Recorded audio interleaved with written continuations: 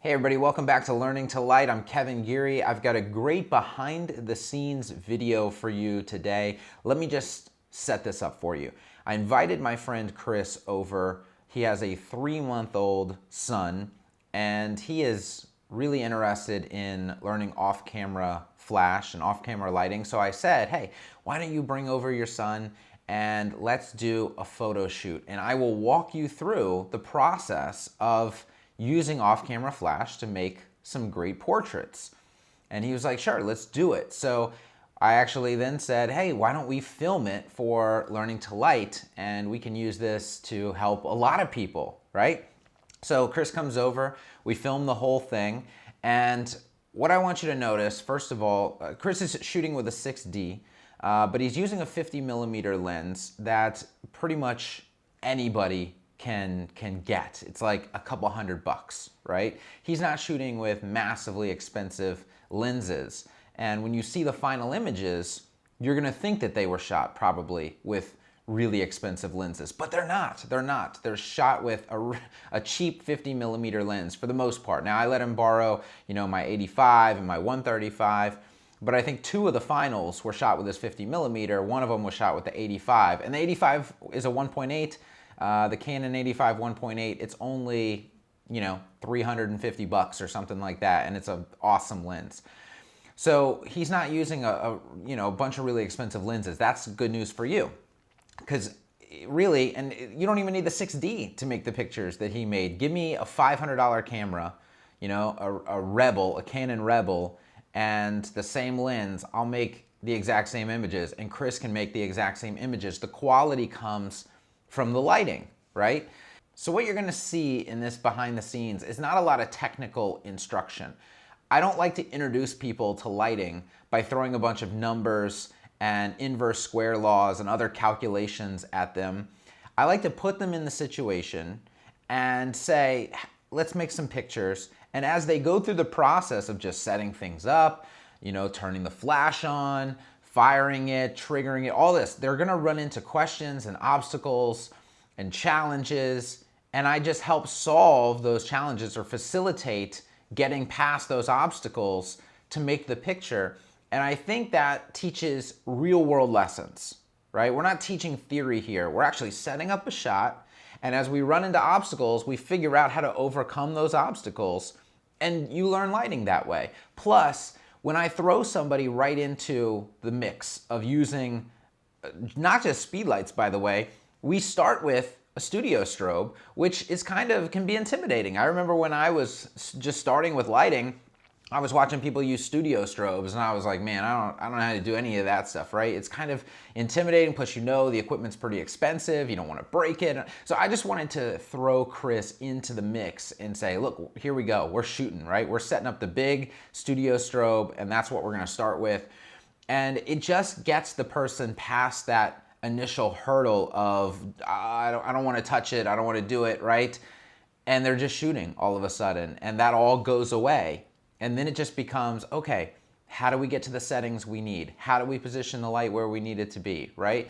Running into those obstacles and challenges and questions and solving them in a real world situation, I think, is the most helpful way to learn. And thankfully, since we recorded it, you guys get to watch and see exactly how we did it.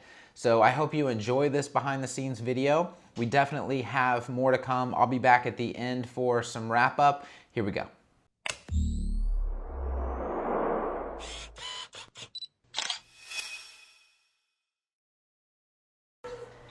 How's it going, Chris? Good. All right. So we are ready to shoot. We have prepared our little area here. We're gonna get a light out, and then we're gonna get a fake baby doll. We're gonna set it up, and then we are going to start shooting. So let's see your camera. All right, we got the 6D. We have 50mm lens, and we are gonna actually put this on top in the hot shoe. So that's gonna be, we're actually gonna start out using a studio strobe instead of a small flash. And that strobe is in this box right over here. So what we're gonna do is we're gonna get that set up, and then we are going to bring you back. All right, so I'll walk you guys through here. We have a C-stand with a boom pole with inside, we have an Einstein, and it is plugged into AC, so we don't have to wait on batteries. This is basically, a studio strobe is a giant speed light, so nothing complicated about that. It does offer a little functionality, so on Chris's camera here, that little trigger can actually change the power of that strobe and do some other things to it as well. So there's a benefit. We have a 50-inch Apollo softbox, and the goal here is just to create like a giant window. And in fact, I'm gonna close these windows because we don't need them. All right, let's go to manual mode.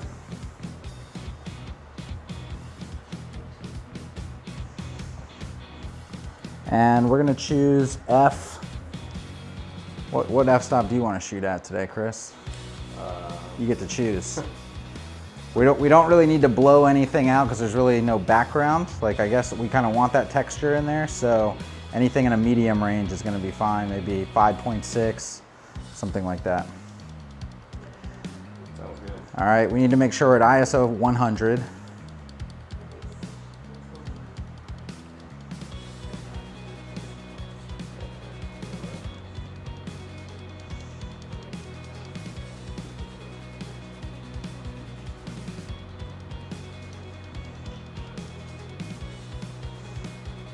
All good? Yep. And then because this is a studio strobe, it's not TTL, it doesn't have high speed sync, so we have to stay at a shutter speed of 1/250th or less. So just to be safe, we're gonna shoot at 1/200th.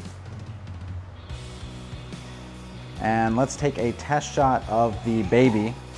We haven't set power on the light. All right, and let's see what we got.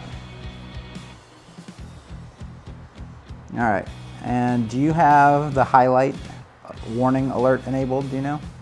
I don't think Let's so. go to the menu, go to just right there, enable that. All right, and then back. All right, so good. So with the warning light enabled, if any of the highlights were blown, they would blink at you. All right, so no highlights are blown. That's a pretty decent exposure. Let's do a close-up on the baby though.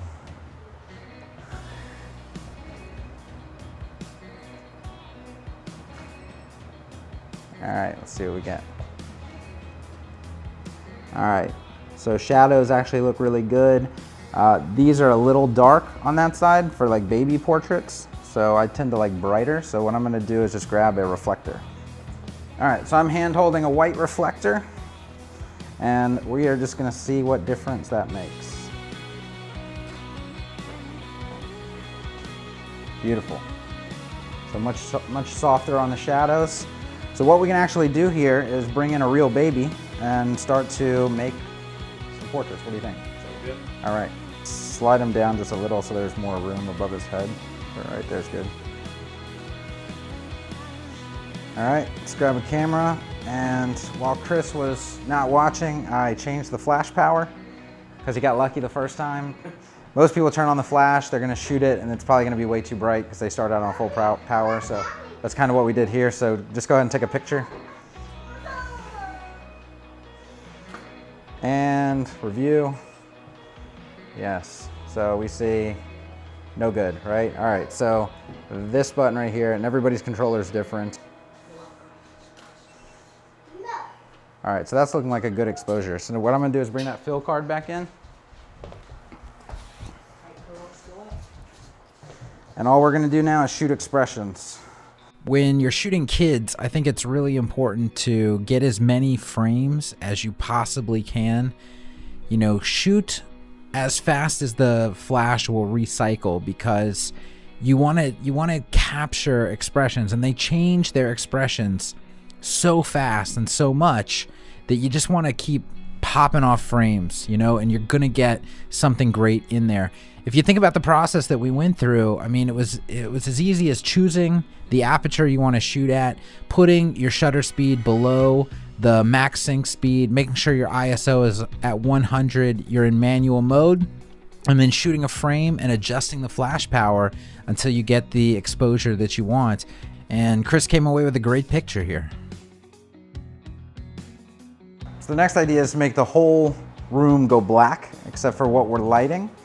We're gonna try to do this with a speed light because this light right here puts out way too much light. It's gonna bounce off all these walls and it's gonna be really hard to make it black. So I'm just gonna go ahead and unplug this. We'll keep it set up in case we need it. But we're gonna move it out of the way for the most part. We're gonna move the rug. We're just gonna have him on the floor. All right, so what we need is a speed light, and what we're gonna be working with, I'm gonna give Chris this manual speed light. It's an LP 160, and we are going to have to modify this, put it on a stand, all sorts of good stuff. So there's that. What we need to do is get the legs open. There's a little tensioner knob up there. Perfect. And then tighten it up right there. And I already put an S mount on here, but let's, just for the purposes of everybody watching. All right, that's what an S mount looks like off of the stand. So let's plop it down on there and then tighten it down on the knob. And then we're gonna put the head of the speed light right through the slot and then tighten down on it. And let's flip it over so we have the controls on the back.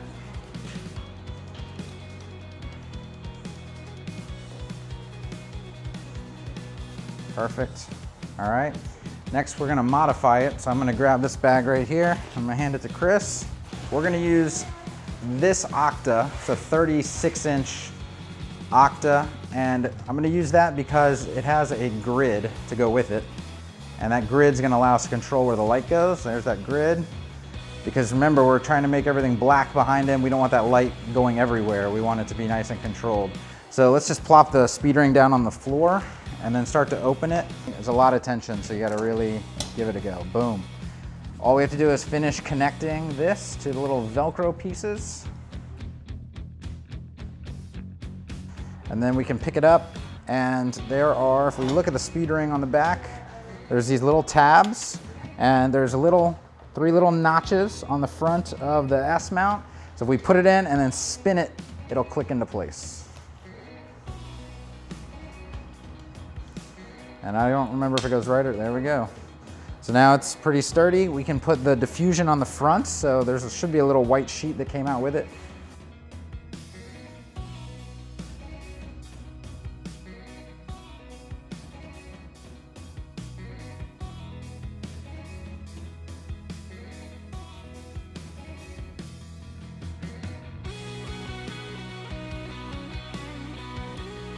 All right, so now we're gonna turn the speed light on. And if we look, all of these are different. But on the back of this particular one, you basically have a zoom setting up top, which we don't really need to change. And then we have the power setting. It's gonna start out on full power. And this power button cycles between the different stops of power. So we have full, half, quarter, 16th, and so on. And that obviously would be the last setting. Now this is a manual flash, so you take a picture. Let's say it's too bright, you gotta walk over to the flash and you gotta click the buttons down. And if you miss one, you gotta go back around, all right? But that's it. So settings on the camera we're gonna get in a minute, and then we're just gonna be adjusting flash power based on what we see on the back of the camera. Now, this also does not have a receiver built in. So what we need to do is go grab a receiver and come plug it into this thing. All right, so we have the receiver, and there's two little plugs on the side here. And we're just gonna plug it into that hole.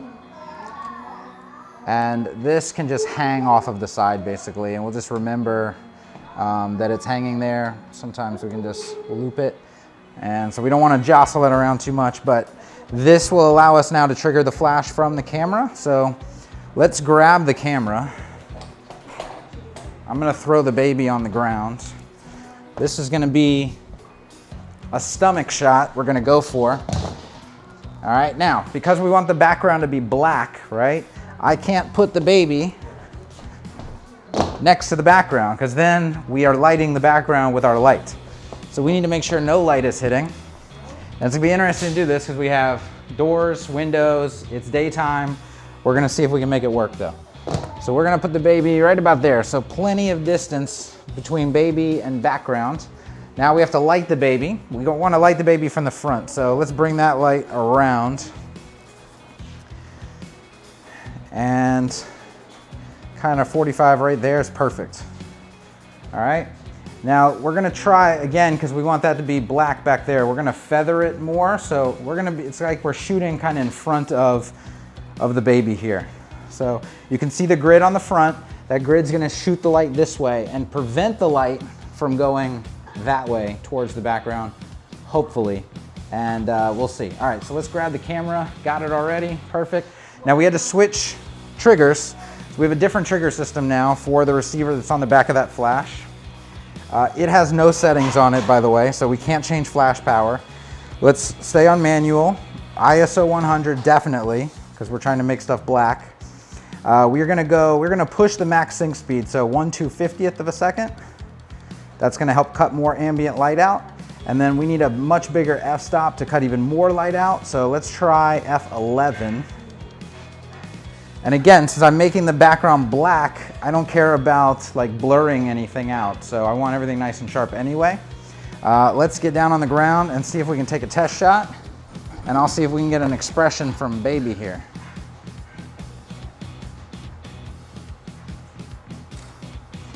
All right, good news, the flash went off.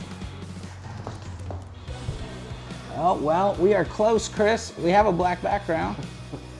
All right, what's the problem? Everything's dark. Everything's dark. So what can we change? Increase the flash power. Let's try that. So I'm gonna go walk over, since I'm the grip today, the gaffer. I'm gonna go to full power, Chris, because it looked like we were a little, let me pick his head back up. We don't want a top of the head shot. Better. We're getting there. All right, so now we're running into an issue. We are we're at full power, so flash can't get any brighter. So what we're gonna have to do, we can change the f-stop. So let's go to 9. Actually, let's go to 8. All right, and shoot that.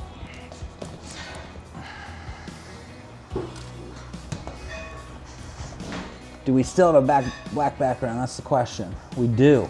All right, let's go to 6. We're just gonna push until we don't have a black background, and then we'll bring it back up from there.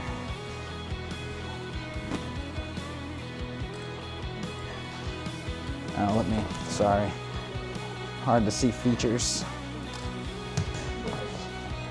All right, we still have a black background. That's pretty good, 6.3. Go to 5.6.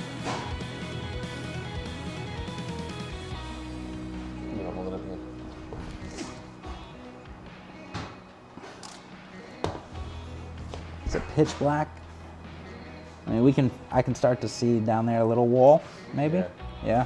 But in post, we can make that a little darker. We are getting good light now, except for the shadows are a little bit much. Now, let's do a not so close up. Let's back it up a little bit and just take one from there. And I want to see if we're getting any light on the floor. A little bit. So this isn't really the shot I had in mind. I had in mind like some floor coverage. So what I'm gonna do is I'm gonna take this grid off. So I spent a lot of kind of time in my head troubleshooting this issue because it didn't make any sense to my brain that we weren't getting any light on the floor. Especially, I mean, the grid, I was like, was the grid really doing that? You know, as I was taking the grid off, I didn't believe myself that the grid could be doing that because the light was pretty much pointed at the floor. I mean, if it's lighting the baby, it should be lighting the floor as well. So it took me a minute. It took me a minute to figure out, and it was really hard to see because on the back of the screen, it's tough to see a lot of detail in the lighting. That's why a lot of people shoot tethered to a laptop or a computer so they can see a lot more detail what they're doing. it took me a minute to see that we were having a little bit of an issue with the sync speeds. Basically what happened was, before Chris arrived, I didn't look up the max sync speed of the Canon 6D. I figured it was the same as many of the other Canon cameras, 1/200th or 1/250th of a second. It turns out, I mean, I looked it up after he left, that the max sync speed of the 6D is 1/180th of a second. So what was happening in these shots is it appeared that light wasn't hitting the floor. Light actually was hitting the floor. It appeared that light wasn't hitting the floor because we were getting the shutter curtain into the shot. So there was a little black bar right where I was looking for light on the floor, right where it would have been. And because the screen is so small, and we weren't way above the max sync speed. So it was just enough of a little bit of a shadow to kind of erase the light that was there. And it just took me forever to figure out what was going on because, again, I figured we were perfectly safe shooting at 1/200th of a second. I had no idea that that could have been a sync speed issue, but it turns out it was. Thankfully, we figured it out. We made the necessary adjustments and got to keep on shooting. So go back again. This is actually a shadow of the curtain inside the camera. So it's just blocking that part of the frame. It doesn't matter how lit that is, we just don't see it. All right, so go back to 1/200th, and now we see the floor. Now, because we dropped the shutter speed, we're getting a little bit more of the background, but that may be because I started to take the grid off. So let me put the grid back on, see if we can get rid of the background and go from there.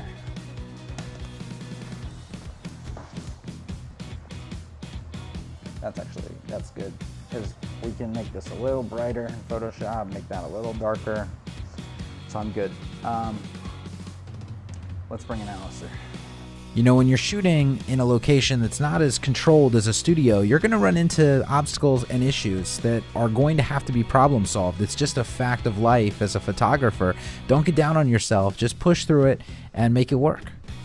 What we're getting, the problem we're running into is the hat. It looks like it's creating that shadow on his face because of the position of the light. So what we kind of need to do, in a minute we will. I do want to get the hat right because it looks good. Like that's the pose here is perfect. The angle's perfect. The hat's perfect. We just got to fix the shadow. So that stand right there can't go any lower. So what I'm going to do is put that same light setup on that boom pole and drop it all the way down to the floor and see if we can do it that way.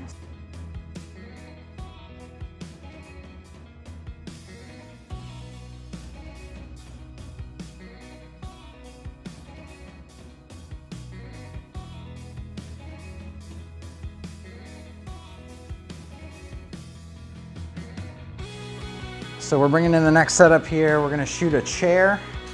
Straight gray background. We were having problems with the batteries and the speed lights.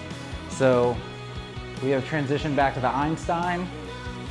We have a 47-inch Octa, and we are going to place Alistair in the chair, shoot him with the gray background, evenly lit, hopefully. Now there's, again, some light coming in here. We're gonna try to cut that out probably. All right, so we're ready for our next setup. We got Alistair in the chair, and Mel, you can stand by just so in case he's trying to, yeah.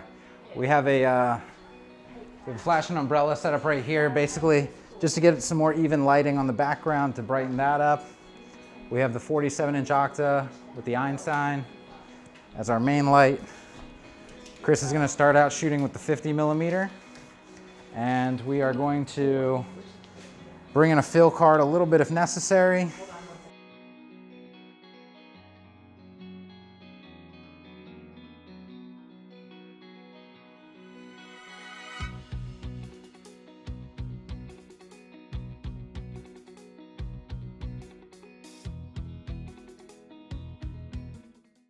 All right, I hope you really enjoyed that behind the scenes video from Learning to Light.